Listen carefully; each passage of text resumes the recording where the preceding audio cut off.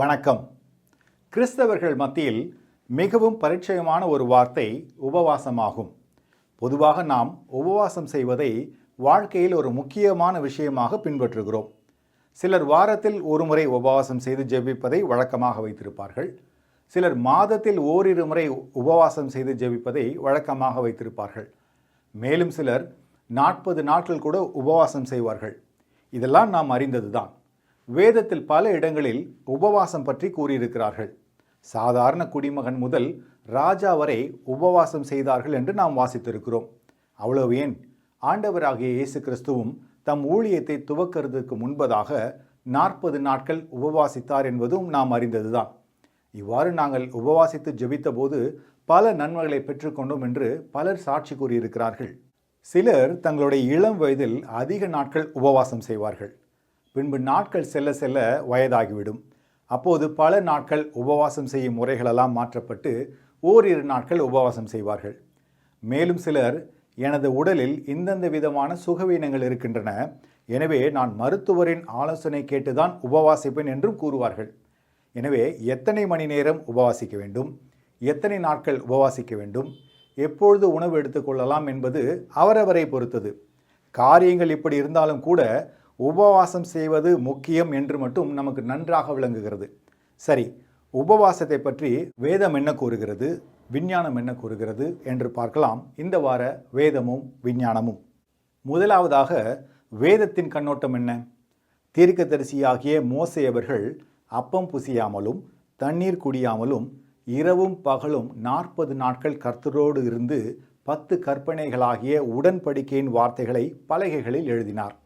இதேபோல நெகேமியா, எஸ்தர், தானியேல், அப்போஸ்தலராகிய பவுல், சீஷர்கள், தேவனுடைய பக்தர்கள் என எத்தனையோ பேர் உபவாசித்ததை நாம் வாசித்திருக்கிறோம். அதே போல நாம் உபவாசிக்கும் போது என்ன செய்ய வேண்டும் என்பதையும் ஆண்டவராக இயேசு கிறிஸ்து நமக்கு சொல்லிக் கொடுத்திருக்கிறார். அந்த வசனத்தை பார்க்கலாமா? மத்தேயு 6ஆம் அதிகாரம் 16 முதல் 18 கூறுகிறது, நீங்கள் உபவாசிக்கும் போது மாயக்காரரை போல முகவாடலாய் இராதேயுங்கள். அவர்கள் உபவாசிக்கிறதை மனுஷர் காணும் பொருட்டாக தங்கள் முகங்களை வாட பண்ணுகிறார்கள். அவர்கள் தங்கள் பலனை அடைந்து தீர்ந்ததென்று மெய்யாகவே உங்களுக்கு சொல்லுகிறேன்.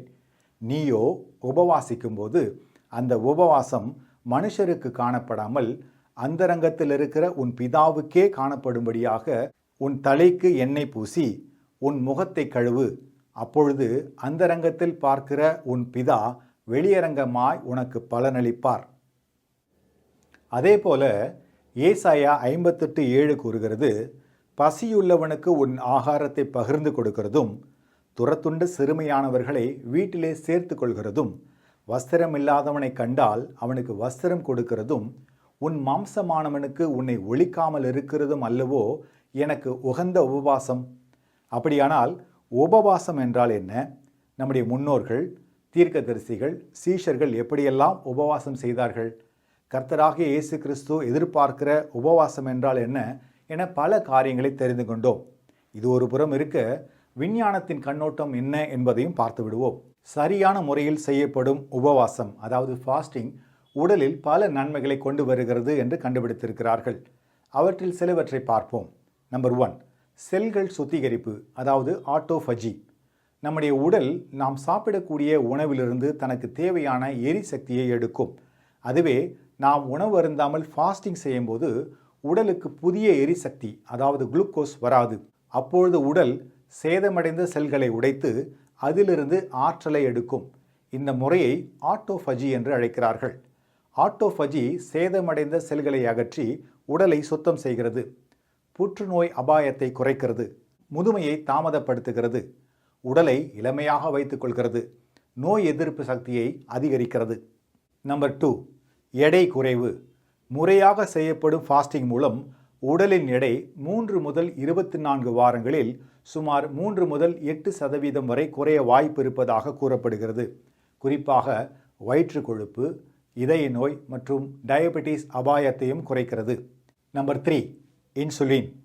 ஃபாஸ்டிங் செய்வது இன்சுலின் உணர்திறனை, அதாவது சென்சிட்டிவிட்டியை மேம்படுத்துகிறது என்றும் இரத்தத்தில் இன்சுலின் அளவை குறைக்கிறது என்றும் கண்டுபிடிக்கப்பட்டிருக்கிறது.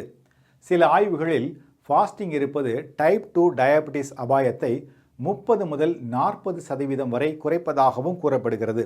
மேலும் உடலில் உள்ள வீக்கம், அதாவது இன்ஃப்ளமேஷன் மற்றும் உள் உறுப்புகளின் கொழுப்பையும் குறைக்கிறது.